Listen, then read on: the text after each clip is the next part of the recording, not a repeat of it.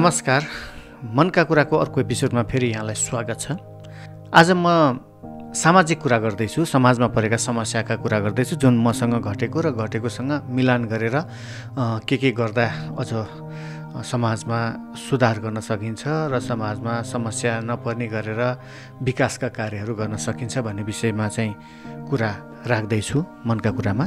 यो मेरो मनका कुरा हो, यसमा तपाईँ कतिको सहमत हुनुहुन्छ कृपया कमेन्ट गरिदिनु होला र हाम्रो च्यानल र पेज लाइक सब्सक्राइब पनि गरिदिनु होला। आज मैले कुरा उठान गर्न खोजेको के हो भने, तपाईको घर छर छिमेकमा चाहिँ विकासका कार्यहरू, पूर्वाधार विकासका कार्यहरू पक्कै भएको हुन्छ। हरेक वर्ष निरन्तर रूपमा हुने क्रम पनि चलिरहन्छ। यस्तो पूर्वाधार विकासका कार्य गर्नु राम्रो हो, विकास हुनु राम्रो हो, देश समृद्ध हुनु राम्रो हो, समाज समृद्ध हुनु राम्रो हो, विकास हुनु त धेरै नै राम्रो भयो नि।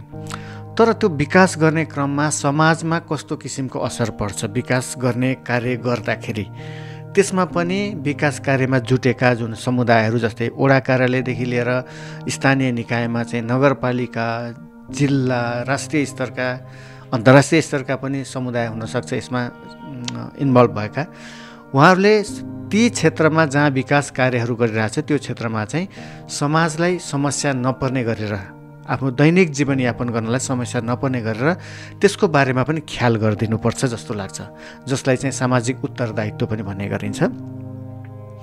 अहिले म पर्टिकुलर एउटा ठाउँको कुरा निकालेर मैले यो कुरा अगाडि बढाइरहेको छु, जुन चाहिँ सबै क्षेत्र, नेपालको सबै क्षेत्रमा, अथवा विदेशमा त कस्तो छ थाहा छैन, नेपालको सबै क्षेत्रमा अब कति ठाउँमा त भएको पनि होला, नभए चाहिँ हुनुपर्छ भन्ने मान्यता राख्छु।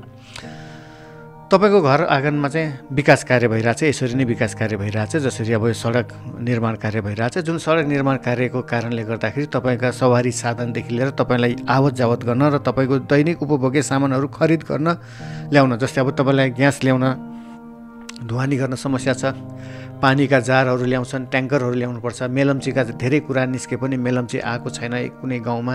यो भक्तपुरको कुरा गर्दैछु, सूर्यविनायक नगरपालिका वडा नम्बर 2 को। अब मेलम्चीबाट पनि पानी आउँदैन भने जारको पानी ल्याउनुपर्छ र एकैचोटि यो सडक विस्तार गर्ने क्रममा बिना खबर सडकहरू यसरी जोतेर खाली गरिदियो भने जहाँ गाडी आफ्नो सवारी पनि राख्न पनि पाइँदैन, राखेको छ भने निकाल्न पनि पाइँदैन।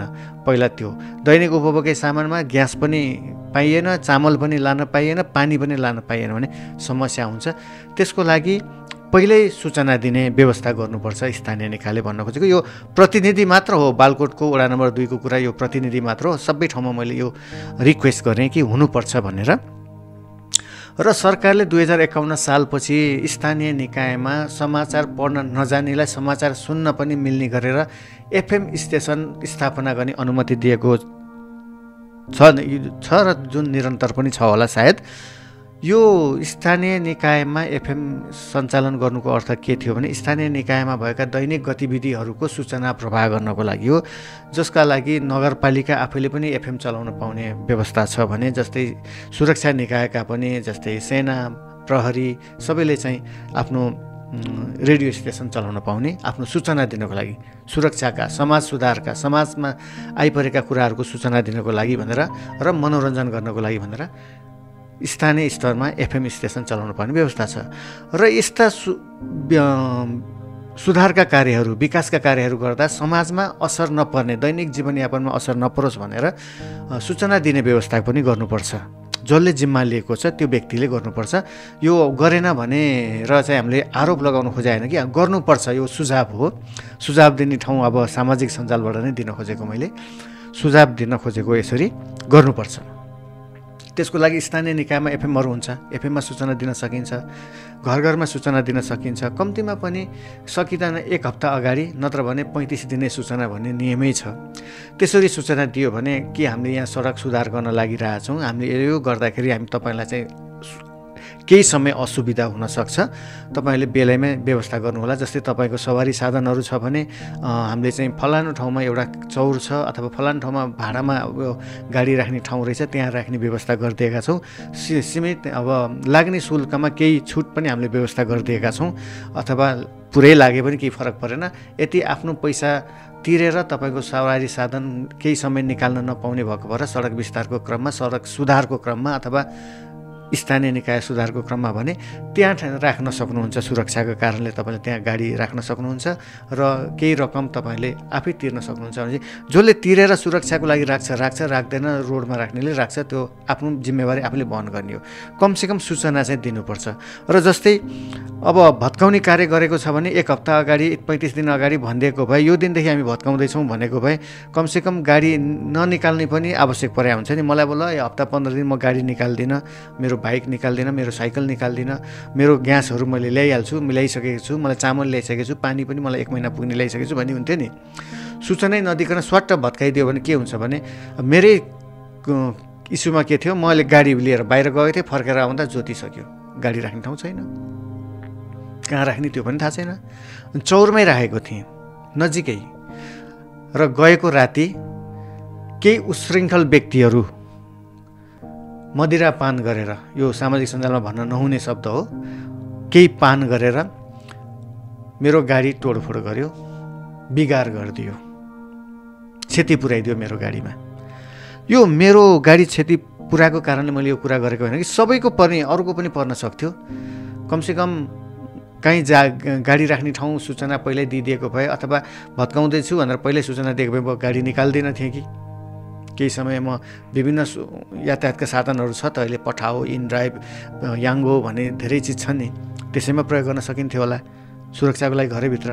म बाहिर निकालेर घर आउने बेला जोतिसकेको भएर मैले गाडी बाहिर राख्नुपर्ने अवस्था आयो। र गाडी गएको राति बिहिबार 2082 साल पुसको 3 गते बिहिबार राति मध्यरातमा भन्ने सुन्ने हो स्थानीयहरूका कुरा अनुसार 2-4 जना चाहिँ झगडा गर्दै हिँडेको पनि देखेको थियौँ, अलि हल्लाखल्ला गरिरहेको थियो, तिनीहरूले नै गरेको होला भन्ने सूचना आयो। अब हेरौँ के हो कसो हो, कसरी पत्ता लगाउन सकिन्छ, खोजी चलाइसी जारी छ। यो कुरा भन्दा पनि मेरोमा परेको भएर मैले यो कुरा उठान गरेँ, त्यो फरक कुरा हो। तर यो अरू कसैलाई पनि पर्न सक्छ। त्यही भएर स्थानीय निकायमा एफएम सञ्चालन गर्नु भनेको यही सूचना दिनको लागि हो। सक्नुहुन्छ स्थानीय निकायको एफएममा दिनु, सक्नुहुन्न घर घर सूचना दिनु, त्यो पनि सक्नुहुन्न भने माइकिङ गर्दै जान सकिन्छ। एउटा मैले सुनेको छु, मैले स्थानीय निकाय बालकोटको कुरा उठाउँदाखेरि मैले तराईको एउटा धल्केबरदेखि म बर्दिवासतिर आउँदै थिएँ, त्यहाँ टेम्पो 3 पाङ्ग्रे टेम्पोमा माइकिङ गर्दै भन्छ नि, सूचना दिँदै हिँडिरहेको थियो कि धल्केबरदेखि बर्दिवाससम्म बाटो चौडा गर्ने क्रममा यो एउटा लिमिट रहेछ कतिसम्म छोड्नुपर्ने, त्यति बाटोको बिच भागदेखि यति मिटरसम्म तपाईँले कुनै पनि संरचना निर्माण नगरिदिनु होला, यदि गर्नुभएको छ भने बेलैमा भत्काइदिनु होला र हामी बाटो निर्माण गर्ने काम तीव्रताका साथ अब चाँडै नै सुरु गर्दैछौँ। चाँडै नै भनेपछि त अब सूचना दिँदै गयो नि, हो यसरी सूचना दिइदिएको भए पनि राम्रो हुन्थ्यो, दिनुपर्छ पनि, हामीले दिनुपर्छ। गलत गऱ्यो भन्न खोजे होइन, हामीले यसरी दिने, यसरी सूचना दिने सामाजिक उत्तरदायित्व भन्छ नि। समाज सुधार गरे भनेर मात्र भएन कि सुधार गर्नलाई पनि यातना दिनु भएन, यातना पनि नहोस्। जस्तै अब यो गाडीकै कुरामा मैले एउटा सामान्य गाडीको कुरा निकाल्दाखेरि चौर रहेछ, त्यहाँ एउटा साथी आएर भन्नुभयो कि ऊ त्यहाँ चौर छ, चौरमा चाहिँ पैसा लिएर एउटा कम्पाउन्डै लिएर राखेको रहेछ, त्यो जहाँ भाडामै गाडीहरू पार्क गर्न पाइने। कमसेकम त्यो सूचना मात्र हामीले पाइदिएको भए त्यहाँ लगेर गाडी राखिन्थ्यो, मेरो गाडी क्षति हुन्थेन, मेरो क्षति भए ठिक छ, अरूको गाडी क्षति हुन्थेन। कतिको गाडी त्यसरी राख्नुपर्ने हो, रोडमा राख्नुपर्ने अवस्था आइरहेछ। अब कहिलेसम्म बन्ने थाहा छैन। धेरैले गाडी नै ननिकाल्न पनि सक्दैन, बिहान निकालेर अफिस गयो, फर्केर आउँदा बाटो छैन। त्यस्तो चाहिँ नगरिदिनु होला। सामाजिक उत्तरदायित्व भन्ने हुनुपर्छ। सबभन्दा विकास कार्य गर्नु राम्रो हो, विकास सँगसँगै सामाजिक उत्तरदायित्व पनि हुनुपर्छ।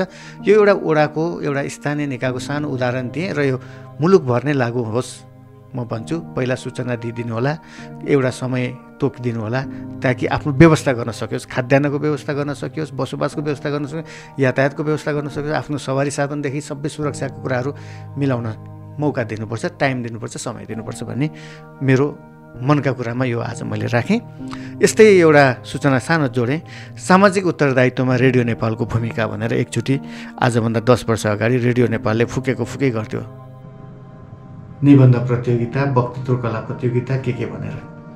अनि माइती घरको चोकैमा देख्थेँ मैले यसरी, हेर्नुहोस् यो सामाजिक उत्तरदायित्वमा रेडियो नेपालको भूमिका भए त यो रेडियो नेपालको सामान हो। वर्षौँदेखि प्रयोगविहीन छ, 2054 सालदेखि प्रयोगविहीन छ। तर न यो कसैले निकाल्न सक्छ। सही ठाउँमा सूचना नदिनाले, मैले अघि नै भने सामाजिक उत्तरदायित्व वहन नगर्दिनाले यो सामान जीर्ण भएर यसरी बसेको छ। सबैले अब के हो भने नै बुझ्न नसकेर यत्तिकै राखेको छ। यदि समयमै काठमाडौँ महानगरपालिकालाई जानकारी गराइदिएको भए यो सामान अहिले प्रयोगविहीन छ, तपाईँले यो हटाइदिनु भए हुन्छ भनेर एउटा पत्र मात्र गरिदिएको भए नगरपालिकाले आफ्नो फुटपाथ निर्माण गर्ने बेलामा यसलाई हटाएर राम्रो फुटपाथ बनाउन पाउँथ्यो।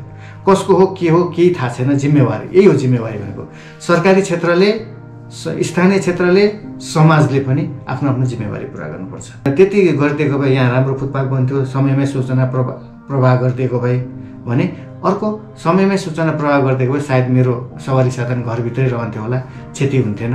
जतिसुकै उशृङ्खल व्यक्ति आए पनि मेरो सवारी साधन क्षति हुन्थेन होला। मेरो समस्या परेको भएर मैले आज मनका कुरामा यो राखेँ। यो समस्या धेरैको हुनसक्छ।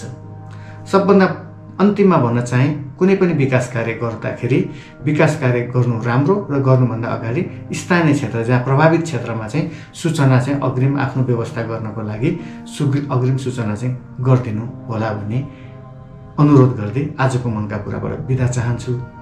नमस्कार।